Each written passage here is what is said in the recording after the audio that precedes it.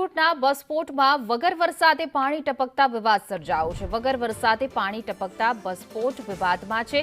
છતમાંથી પાણી ટપકતા મુસાફરોને હાલાકી, પાણી ટપકતા મુસાફરોના કપડા, લગેજ પલળ્યા છે। 156 કરોડના ખર્ચે બસપોર્ટ બનાવવામાં આવ્યું હતું। ભ્રષ્ટાચારનો મુસાફર હિત રક્ષા સમિતિનો આ આક્ષેપ છે। બસપોર્ટમાં ભ્રષ્ટાચાર થયો છે તેવું હિત રક્ષક સમિતિએ આરોપ લગાવ્યા છે। આગામી દિવસોમાં આંદોલન કરીશું તેવી પણ ચીમકી ઉચ્ચારી છે। અત્યાધુનિક બસપોર્ટમાં સુવિધાના નામે મીંડું જોવા મળી રહ્યું છે।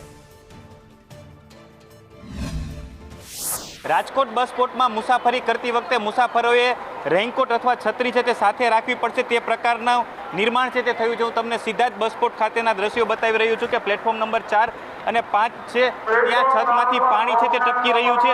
5 વર્ષ પહેલા અત્યાધુનિક બસપોર્ટનું નિર્માણ છે તે કરવામાં આવ્યું હતું।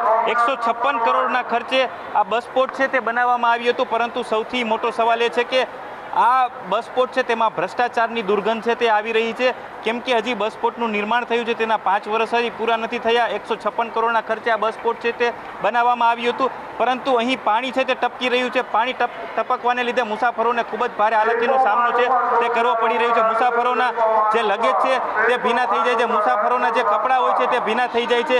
આ અંગેની અનેક વખત રજૂઆત કરવામાં આવી છે, પરંતુ તેનું નિરાકરણ કરવામાં નથી આવ્યું। 5 દિવસથી આ પાણી છે તે સતત ટપકી રહ્યું છે। સૌપ્રથમ અહીં પાણીની ડોલ છે તે મૂકવામાં આવી હતી, પરંતુ તેમાં બસપોર્ટની આબરૂ જશે તેને લઈને અહીંથી જે પાણીની ડોલ છે તે હટાવી દેવામાં આવી છે। અહીં જે બેઠક વ્યવસ્થા છે તેને પણ હટાવી દેવામાં આવી છે।